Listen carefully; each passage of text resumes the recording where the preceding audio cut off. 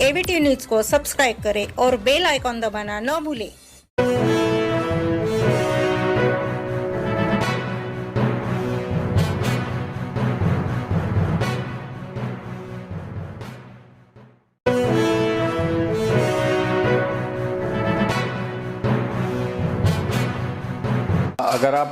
अगर भारत की करंट स्थिति देखें तो हर साल हमारे देश में 10 से 11 लाख कैंसर के नए मरीज हैं। ठीक, पहली चीज़। दूसरी चीज़, एक समय पे अगर आप देखेंगे तो 30 से 35 लाख कैंसर के मरीज ऑलरेडी है और हर साल 10 लाख के आसपास में कैंसर के मरीज ऐड हो रहे हैं और उसमें भी 3 से 4 लाख आसपास में हमारे यहाँ पे डेथ्स है। मुझे आप 40% के आसपास तो जो डायग्नोस हो रहे हैं उसमें से डेथ हो जा रही है। तो ये काफ़ी भयानक स्थिति है वर्ल्ड के कंडीशन में आप देखेंगे। और हमारे जो मेजर प्रॉब्लम है हमारे देश में, एक तो है लेट डायग्नोसिस, जो पेशेंट काफ़ी लेट स्टेज में आते, और उसके मेजर जो कारण जो मैंने देखा है वो है कैंसर के ट्रीटमेंट के प्रति उनकी जो डर, मिथ्याएँ बहुत सारी है। ऐसा करेंगे तो ये होगा, वैसा करेंगे तो होता। और इस बीमारी में कैसा होता है ना कि जब बीमारी डायग्नोस होती है तो सब आजू बाजू के लोग, फ्रेंड्स, रिलेटिव सब एक्सपर्ट बन जाते हैं और सब अपनी अपनी सलाह देते हैं। उस कारण से फिर पेशेंट काफ़ी भ्रमित हो जाते हैं और सही ट्रीटमेंट नहीं मिल पाती है। और अगर वर्ल्ड के हिसाब से आप, जैसे आपने मुझे प्रश्न पूछे, तो हमारे देश में थोड़े वर्ल्ड के हिसाब से कैंसर के जो इंसिडेंस है, मुझे जो जिस तरह से कैंसर होते हैं थोड़े अलग है। एक उदाहरण दूंगा। हमारे यहाँ पे जो सबसे कॉमन कैंसर है, जैसे अब आप अगर हम नागपुर देखते हैं तो सबसे कॉमन कैंसर हमारा है ओरल, मुख का कैंसर। अब इसका कारण है, अब वर्ल्ड में देखेंगे कि स्मोकिंग कॉमन है, स्मोक टोबैको। और नागपुर में अगर देखेंगे अपने विदर्भ में तो it is a edible tobacco, जो खर्रा, पान, तंबाकू। तो मुख का कैंसर सबसे कॉमन है। मुझे हमारे अगर ओपीडी में 100 पेशेंट आते हैं तो 30-35 के आसपास में ओरल कैंसर के हैं, 40 के आसपास में ब्रेस्ट कैंसर के, बचे हुए कैंसर से। तो ये दो मेजर कैंसर्स है जो कि आपको वेस्टर्न कंट्रीज़ में कभी नहीं देखने मिलेंगे। ओरल कैंसर्स जो खर्रे वर्रे के कारण है, तो कम है वहाँ पे इसका इंसिडेंट। अब ब्रेस्ट कैंसर का एक और उदाहरण देता हूँ मैं। हमारे देश में जो ब्रेस्ट कैंसर है वो पाश्चात्य से काफ़ी अलग है। इसका पहला चीज़ है कि भी हमारे पे यंग आते, 48% जो कैंसर है 50 साल के नीचे के मरीजों में। दूसरा इसमें है कि बहुत एडवांस स्टेज में आते, नियरली 30-40% तो स्टेज 3 स्टेज 4 के बीच में आते। तीसरा होता है कि यंग पेशेंट जो होते हैं उसका जो बीमारी की उग्रता बहुत ज़्यादा होती है, जो कि हमारे देश में देखने मिलती है। फोर्थ, जो ब्रेस्ट कैंसर में देखा गया है कि हमारे यहाँ पे जो उग्रता के जो ERP और HER2 नेगेटिविटी की संभावना थोड़ी ज़्यादा है, तो पेशेंट हमारे उग्र ज़्यादा होते हैं। तो ये these are the slight differences जो हमारा अपने पैटर्न और वेस्टर्न पैटर्न में आपको देखने मिलता है। हमको आजकल देखा जा रहा है कि कैंसर की दवाई निकली है, कैंसर के टैबलेट निकली है, ऐसा कहा जाता है। आपकी नज़र से क्या बताना चाहोगे, कैंसर क्यूरेबल है? देखो, एक सबसे बड़ी जो मिथ्या मैंने देखी है समाज में, लोगों में, वो एक ही चीज़ बोलते हैं, अरे इसको कैंसर हो गया ना, फिर नहीं बचेगा। अरे तो cancer is equal to death, ऐसा एक ये मिथ्या है जो कई सालों से है। और ये आज से अगर आप सब जो 50 साल पहले या 40 साल पहले बोलते हैं, हाँ ये वन ऑफ द सही थी ये चीज़ में, पर लास्ट 40 ईयर्स में आप देखोगे कि बहुत बड़ा डेवलपमेंट आया। तो मैं एक उदाहरण दूंगा आपको। अगर ब्लड कैंसर, बच्चों का ब्लड कैंसर जो ALL बोलते हैं, आज से अगर तुम 1940-50 में देखते थे तो 15% क्योर रेट्स था इसका, 15 से 20%। अगर आज हम देखते हैं और अगर बेस्ट सेंटर्स का वर्ल्ड का डेटा देखते हैं, जैसे सेंट जूड्स का, 95% टू 98% क्योर रेट्स है। तो ये कहाँ 10-15% और कहाँ 95-98%। अदर एक और एग्जाम्पल दूंगा, हॉजकिंस लिम्फोमा, जैसे गांठों का कैंसर होता है। अगर आप उसमें देखोगे कि क्योर रेट स्टेज 4 डिजीज़ में भी 70% के आसपास है। तो ये क्यूरेबिलिटी जब आप देखोगे कि धीरे धीरे हर कैंसर बढ़ा। सॉलिड ट्यूमर में, ब्रेस्ट कैंसर में हम धीरे धीरे 20% से लेकर अभी 70-80% तक के क्योर रेट्स में आ गए, डिपेंडिंग अपॉन द स्टेज। फिर अगर और देखेंगे सॉलिड ट्यूमर जैसे बोन का कैंसर है, ऑस्टियोसार्कोमा, आज से 30 साल पहले जनरली ऑपरेशन करते थे, छोड़ देते थे पेशेंट को। फिर बाद में पता चला कि नहीं, इसका कीमो भी ज़रूरत है। तो जब से ये कीमोथेरेपी उसमें यूज़ होना शुरू हुई है, क्योर रेट 67 to 70% हो गए। तो धीरे धीरे जिस तरह से हम कैंसर को समझ पा रहे हैं, उसके अंदर की प्रॉब्लम्स को, जटिलताओं को समझ रहे हैं, उस तरह से हम उसको स्पेसिफिकली हम ट्रीटमेंट भी दे पा रहे हैं। टारगेट थेरेपीज आ गए हैं, हम प्रॉपर सिर्फ कैंसर सेल्स को ही टारगेट कर रहे हैं, और जिसके कारण साइड इफ़ेक्ट्स भी कम होते हैं काफ़ी। टारगेट से किलिंग पावर कैंसर का बहुत ज़्यादा हो जाता है, कैंसर को किलिंग पावर, और क्योर रेट्स बहुत बढ़ गए हैं अभी इसके कारण।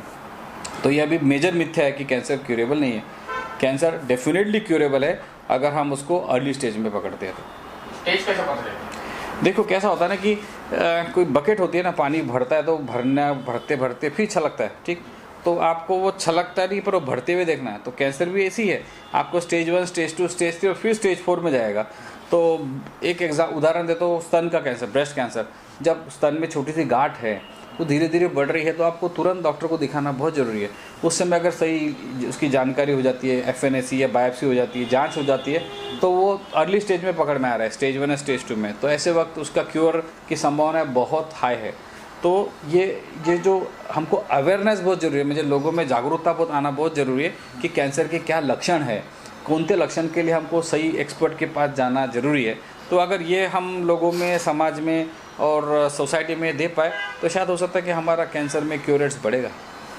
शुगर खाने से कैंसर होता है, इसी आम धारणा है, क्या मतलब? काफ़ी पेशेंट जो हमारे कीमोथेरेपी या सर्जरी के, खास करके कीमोथेरेपी वाले पेशेंट तो बोलते ही है कि सर हमको बोला गया है कि शक्कर नहीं खाना चाहिए, शक्कर खाने से कैंसर बढ़ता है। तो ये बहुत बड़ी मिथ्या है, क्योंकि कैसा होता है ना कि हाँ, कैंसर सेल्स को शुगर लगता है, नॉर्मल सेल को भी शुगर लगता है, पर कैंसर सेल ये थोड़ी देखता है ना कि जो बाहर से खाई हुई शुगर है और जो कार्बोहाइड्रेट है जो अंदर जाके लीवर में ग्लूकोज में कन्वर्ट होता है वो शुगर नहीं है। तो ऐसा नहीं है। पर हाँ, शुगर खाने से एक फैट बढ़ता है, फैट से ओबेसिटी बढ़ती है, ओबेसिटी भी एक वन ऑफ द कारण कैंसर का है। तो इनडायरेक्टली यस, पर डायरेक्टली बिल्कुल नहीं।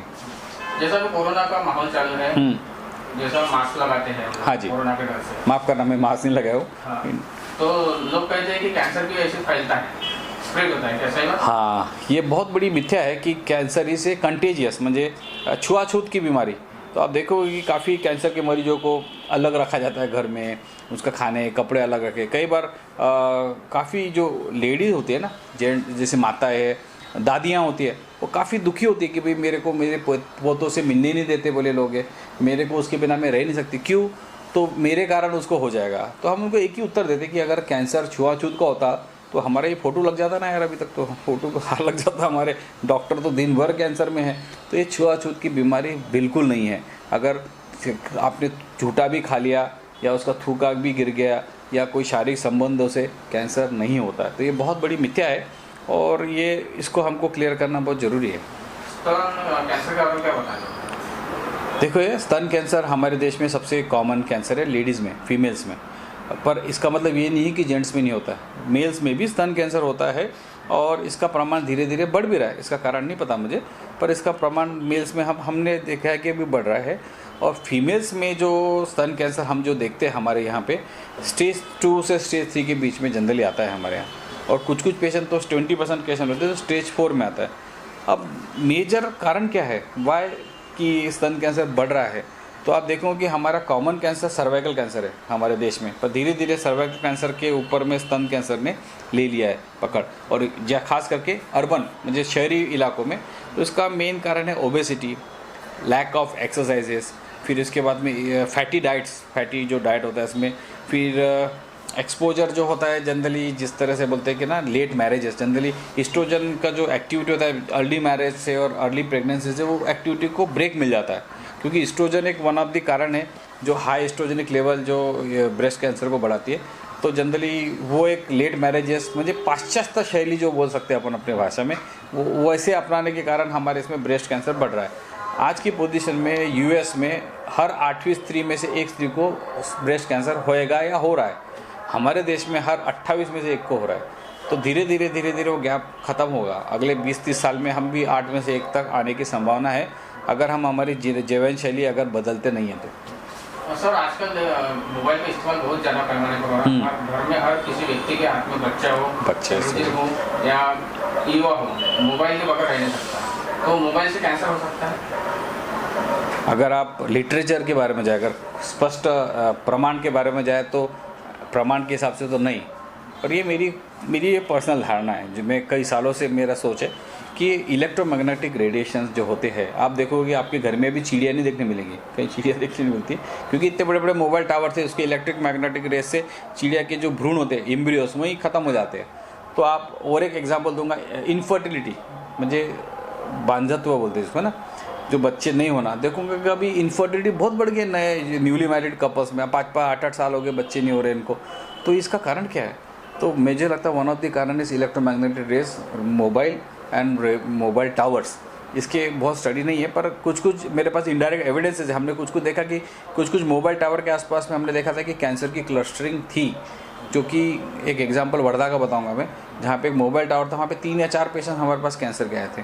तो there is a indirect evidence, direct evidence हमारे पास नहीं है, पर शायद कुछ कुछ स्टडीज़ है जिसमें बोला गया कि शायद ब्रेन कैंसर की संभावना उससे बढ़ सकती है। तो मेरी आपके माध्यम से सलाह रहेंगी कि बच्चों को किसी भी प्रकार से मोबाइल फ़ोन नहीं देना चाहिए।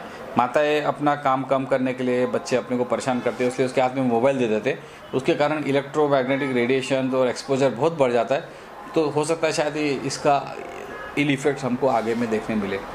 माइक्रोवेव फूड्स के माध्यम से भी होता है ऐसी धारणा है? हाँ, काफ़ी लोग मुझे पूछते हैं कि माइक्रोवेव में खाना पकाने से कैंसर होता है। सही मायने में तो नहीं, पर एक जगह पे एक संभावना है। कई बार क्या होता है ना, लोगों को माइक्रोवेव के जो बर्तन होते हैं ना, वो समझ में नहीं आते क्या रहते। लोग प्लास्टिक के बर्तन में ही खाना गर्म कर लेते हैं उसमें। तो प्लास्टिक जब लीच होता है ना उसमें से माइक्रोवेव में, तो उससे इनडायरेक्ट एविडेंस है कैंसर का। तो वो एक चीज़ है जहाँ पे संभावना है, अदरवाइज माइक्रोवेव खुद से कैंसर नहीं होता है। नई जनरेशन के लिए आप कैंसर के बारे में क्या संदेश देना चाहते हैं? देखिए, कैसा है ना कि जो हमारी नई जनरेशन है और जो पहले की जनरेशन है, इसमें ज़मीन आसमान का फ़र्क है। हम ग्राउंड पे खेलते थे, ये मोबाइल पे खेलते हैं। तो एक्टिविटी बहुत कम हो गई है, बाहर में फ्रेश एयरनेस कम हो गया है, जंक फूड बहुत बढ़ गया है। इसके कारण ओबेसिटी बहुत बढ़ गई। खाना सब देखोगे कि आप हर मॉल में जाके देखो, आप हर दूसरा बच्चा आपको मोटा दिखेगा या ओबेस दिखेगा। तो हमें उनको प्रोत्साहित करना चाहिए कि वो फिजिकल एक्टिविटी पे जोर दे, मीठा वगैरह थोड़ा सा कम खाएं, मोबाइल से दूर रहे और अच्छी आदतें रखें अपने मन में। सही समय पे सोना, सही समय पे जागना, ताकि उनका एक रिदम बने ज़िंदगी का। और ये डिसिप्लिन ही है जो मुझे लगता है कि इस बीमारी को कुछ रोकथाम में हमको मदद करेगी। कीमोथेरेपी के बाद बाल उगते नहीं, उसके बारे में क्या बताएं? देखिए, कैसा ना कि एक तो प्रश्न हुआ, पर कीमोथेरेपी के बारे में मैं बोलना चाहूँगी कि बहुत सारी मिथ्या है इसके बारे में कि कीमोथेरेपी सभी पेशेंट को लगती है और कीमोथेरेपी देने से सभी के बाल जाएंगे ही। सभी पेशेंट को कीमो से बहुत उल्टियाँ होती है या बहुत पेनफुल होता है, बहुत पीड़ादायक होता है, कीमो लेने से शरीर काला हो जाएगा, या कीमो को मशीन से दी जाती है। तो आपके माध्यम से मैं बताना चाहूँगा कि कीमोथेरेपी का मतलब होता है कैंसर की दवा, जो सलाइन के द्वारा, मोटी सलाइन के द्वारा दी जाती है। अभी सभी पेशेंट में कीमोथेरेपी से बाल नहीं जाते, ये डिपेंड करता है हमारी दवा पे। तो जैसे आप देखोगे कुछ जो दवाइयाँ हैं जिससे बाल नहीं जाते, कुछ दवाइयाँ जिससे जाते, तो हाँ, पर ये जो जाते हैं परमानेंट नहीं है। जो आपका प्रश्न था, ये वापस आएंगे अगर दवा ख़त्म हो जाएंगे, तो उसके 1.5-2 महीने बाद आना शुरू होते हैं। जनरली पेशेंट कैसे होते हैं, आज कीमो ख़त्म हुआ 15 दिन बाद आते, सर मैं तो बाल ही नहीं आया। तो नहीं, इसका एक समय है, मुझे 6 हफ्ते बाद उसका पूरा इफेक्ट ख़त्म होता और फिर धीरे धीरे बाल आना शुरू होते। सेकंड, हर ही पेशेंट में कीमोथेरेपी से उल्टियाँ होगी, ये पहले था। आज से 10-15-20 साल पहले हमारी उल्टियों की दवाई इतनी अच्छी नहीं थी, पर अभी जिस तरह से एंटीएमेटिक्स ड्रग्स आए हैं, हम हार्डली हर साल हमारा नहीं कुछ तो 15 से 20 हज़ार कीमो डोसेस करते हैं। तो हार्डली कुछ 5, 10, 15, 20 पेशेंट ऐसे होते हैं जिनको सही में बहुत ज़्यादा उल्टियाँ होती है। खाद्य उल्टी तो ठीक है, मान सकते हैं अपन। तीसरा जो प्रश्न होता है इसमें कि भाई बहुत गर्म होता है, मुंह में बहुत छाले आते हैं, मोटी नहीं, और ये कोई मशीन या ऐसे कोई गर्मी होगी या दवा लगाने से बहुत आंग ये हो जाता, काला हो जाता है, ये ऐसा होता नहीं है। कुछ दवाइयों से नखून वगैरह जरूर काले होते हैं, जीभ में कालापन आता है, पर कुछ दवाई में होता है ऐसा इसमें। और चौथा होता है, कई बार पेशेंट पूछते हैं कि भाई सर वो इंजेक्शन वाला दवा दो ना, इंजेक्शन ज़्यादा अच्छा काम करता है। तो अगर आप देखोगे धीरे धीरे हम ओरल टैबलेट्स पे काफ़ी आ गए। इसका बेस्ट एग्जांपल है लंग कैंसर। आप देखोगे कि आज से 6-7 साल 8 साल पहले जब मैं टाटा हॉस्पिटल में था, उस समय सिर्फ कीमो ही देते थे, पर हमारे पेशेंट ज़्यादा से ज़्यादा 9 महीने 8 महीने, उसके 10 महीने 12 महीने बस ख़त्म हो जाते थे, स्टेज 4 वाले पेशेंट। अभी जब से आज से 8-9 साल पहले जैसे मैं टाटा जब छोड़ रहा था, तब जेफ्री नाम की दवा आई थी। वो जब से आई है तो जिसमें वो रिस्पॉन्ड करती पेशेंट 5-5, 6-6 साल भी अच्छे रहते। तो ये ओरल टैबलेट्स, अब उसमें first generation, second generation, third generation और फोर्थ जनरेशन तक के अलग अलग दवाइयाँ आ गई जो ओरल है। और उसमें अभी लंग कैंसर में कम से कम 10 से 12 ऐसे टैबलेट्स है जो सिर्फ टैबलेट से ही पेशेंट की बीमारी का कंट्रोल हो जाता है। तो ये बहुत इफेक्टिव है। जैसे अब ब्लड कैंसर में आपको बहुत सारे मोबाइल पे मैसेज आते रहते हैं कि चेन्नई अडियार में कैंसर का ट्रीटमेंट मिल गया है, ओरल ब्लड कैंसर गोली से ठीक होता है। उसको बोलते हैं CML में पहले सिर्फ बोन मैरो ट्रांसप्लांट एक ट्रीटमेंट था, पर अब कैसा हो गया कि इसमें इमैटिनियम नाम की दवाई है। अगर वो एक सिंगल गोली आपको 15 दिन में WBC, 1 महीने में WBC के काउंट्स नॉर्मल, पेशेंट चलता फिरता काम करता, बता भी नहीं पाओगे कि इसको कैंसर है कि नहीं है इसमें। तो ऐसे धीरे धीरे काफ़ी एडवांसेस आ रहे हैं दवाइयों में। सर, कैंसर का आनुवंशिक है, यानी फैमिली में एक व्यक्ति को होता है दूसरे को हो जाता है? कैसा होता है ना कि इसके 2 प्रश्न हैं इसमें, अगर आप देखेंगे तो कई बार पेशेंट पूछते हैं कि मेरे घर में तो किसी को कैंसर ही था, मुझे क्यों हुआ। मुझे आनुवंशिकता के बारे में जोड़ता है। और कुछ पेशेंट ऐसे बोलते हैं कि सर मेरे फादर को था तो मुझे तो होएगा ही। तो मेरे पास इतने पेशेंट आते हैं जैसे गले के कैंसर के, जिसके अगर फादर को हुआ है वो हर 1-1.5 महीने में आ जाता है, सर मुझे गला दुख रहा, मेरा यहाँ तकलीफ हो रही। उनके मन में एक डर और एक सहम जाते कि भाई नहीं, ये मेरे फादर में था या मेरे पेरेंट्स को था तो मुझे होएगा। तो ऐसे कुछ कैंसर है जो आनुवंशिकता का प्रमाण मिलता है, जिसमें इसमें सबसे बड़ा उदाहरण है ब्रेस्ट कैंसर, स्तन के कैंसर, जिसमें 10% तक के आनुवंशिकता का प्रमाण मिलता है। फिर दूसरा होता है इसमें किडनी के कैंसर, आंतड़ियों के कैंसर, थोड़ा सा कुछ थायराइड के कुछ कैंसर होते हैं जो बहुत आनुवंशिकता के बारे में है। पर मोटा मोटी मैक्सिमम जो कैंसर है ना स्पोराडिक है। स्पोराडिक का मतलब होता है कि जिसका घर में कोई भी हिस्ट्री नहीं है, उसमें होना होते हुए भी उनको हुआ हुआ है। तो मोटा मोटी वही। तो मुझे लगता है कि अगर आपके घर में कैंसर है तो इस तरह से डरने की ज़रूरत नहीं कि यह एक मेरे फैमिली मेम्बर को है तो सभी को होएगा। हाँ, पर थोड़ा सा जागरूकता रखनी बहुत ज़रूरी है ताकि आप जागरूक हो जाओ। थोड़े बहुत जो सिम्टम्स है, जो कैंसर के लक्षण है, अगर वैसे कुछ दिखते हैं तो तुरंत एक्सपर्ट को मिलना चाहिए आपको। इनको के बाद अगर पेशेंट की ओर हो जाता है लेकिन उसको बाद में बच्चे नहीं होते, क्या ये बात सही है? देखिए कैसा है ना, कुछ जो ड्रग्स होते हैं उसमें एजोस्पर्मिया हो जाता है। एजोस्पर्मिया का मतलब होता है कि आपके जो शुक्राणु होते हैं उसकी मात्रा बहुत लेवल पे कम हो जाती है इसमें। पर वैसी जो दवाइयाँ होती है हमको पता होती है कि ये दवा से होएगा, तो जनरली, और हमको ये भी पता होता है कि ये जो पेशेंट है जैसे यंग है, 25 साल का है, शादी नहीं हुई है और उसको वो दवा लगने वाली है, तो हम उसका क्रायो प्रिजर्वेशन करते हैं। स्पर्म को निकाल के फ्रिज में उसको -80 डिग्री पे उसको प्रिजर्व करके रखते हैं ताकि उसको आगे में ट्रीटमेंट ख़त्म हो जाए तो वो फिर वो आर्टिफिशियल इंसेमिनेशन कर सके। ऐसे हमारे 3 पेशेंट हैं जिनको बच्चा हुआ है उसके बाद में भी। पर ये सभी दवाइयों से ऐसा नहीं होता है, और कुछ दवाइयों से होता भी है तो वो 1 आध साल में पूरा रिवर्सेबल भी होता है। तो हाँ, कुछ दवाइयाँ हैं जैसे ब्लड कैंसर की दवाइयाँ काफ़ी स्ट्रांग होती हैं, तो उसमें संभावना बहुत ज़्यादा होती है। Testicular germ cell tumour, testis ही निकाल देते हैं, दूसरी एक ही टेस्टिस है आपकी, उसमें भी अब दवा देके उसके शुक्राणु कम हो जाते हैं। तो ऐसे वक्त में हमको पता होता है सब डॉक्टर्स को ये कौन सी दवा से होएगा, और उसके हिसाब से फिर हम पेशेंट को सलाह भी देते हैं कि आप क्रायो प्रिजर्व करिए। पर वो ऐसे दवाइयाँ मुझे लगता है कि हार्डली 10-15% है, मैक्सिमम टाइम तो नॉर्मल है। मैं एक एग्जांपल मेरे घर का देता हूँ। मेरे अंकल को ब्लड कैंसर है, उसमें हमको ये डर था कि शायद इनको इसके बाद में कुछ बच्चे होएंगे नहीं करके, और उनका ट्रीटमेंट हो गया। अभी मैं जब MBBS सेकंड ईयर में था तब हुआ था, मुझे आज की समझ तो 26 साल हो गए। आज उनके ट्रीटमेंट के बाद में उनको 2 बच्चे हुए, यानी स्टिल नॉर्मल 26 साल से। तो ऐसा नहीं कि ऑल एंड नन होएगा और नहीं होएगा, ऐसा नहीं होता इसमें। पर संभावना को ध्यान में रखते हुए हमको पेशेंट को सलाह देनी पड़ती है। आप नागरिकों से क्या आह्वान करोगे पेशेंट से? देखिए, नागरिकों से तो मेरा एक ही बोलना है कि जनरली कुछ चीज़ें जो आपके कंट्रोल में है, कुछ चीज़ें जो आपके कंट्रोल में नहीं है, ठीक है। तो आपके कंट्रोल में क्या है, जैसे कि धूम्रपान, तंबाकू, हेल्दी लाइफ, ये बिल्कुल इसको त्याग करना चाहिए। दूसरा रहता है कि भाई अल्कोहल का इंटेक को सीमित करें। मैंने ऐसा नहीं बोलूँगा कि बंद करें उसको, पर उसको एक सीमित मात्रा में लेना चाहिए उसको। तीसरा, फिजिकल एक्टिविटी अच्छी से करें। नियमित ट्रीटमेंट नहीं तो एटलीस्ट नियमित तो जाँचें होती है। जैसे अब मैं लेडीज़ है, फीमेल है, तो ब्रेस्ट कैंसर की जांच है 40 साल के बाद, उससे करना चाहिए। एक पैपस्मीयर कर लेना चाहिए। तो कैंसर स्क्रीनिंग साल में एक बार जरूर होनी चाहिए 40 साल की ऊपर स्त्रियों की, और जेंट्स की भी कुछ जो कैंसर की इसकी जो स्क्रीनिंग होती है वो करनी चाहिए, ताकि आप अगर गलती से भी ये बीमारी होती है तो हमको अर्ली स्टेज में पकड़ में आए इसमें। ABT न्यूज़ को सब्सक्राइब करें और बेल आइकॉन दबाना न भूलें।